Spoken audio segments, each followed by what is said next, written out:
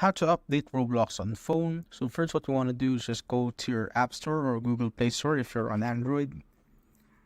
So wait for it to load, and once you're there, just search for Roblox.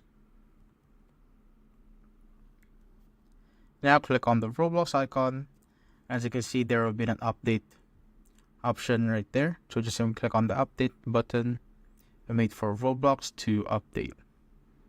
And now once Roblox is updated, you can now go back and just open up your Roblox app and see if the new features have been added to your account. And if the features didn't go to your account, or if it didn't update your account or your Roblox app, what you can do is just simply reinstall Roblox on your mobile.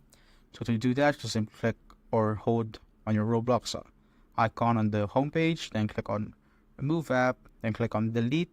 And once your Roblox has been deleted, you can just go back to the App Store, then just search for Roblox again, and instead of the open option, you will see an install option right there. So you simply need to install it again, and that should simply update your Roblox to the latest version.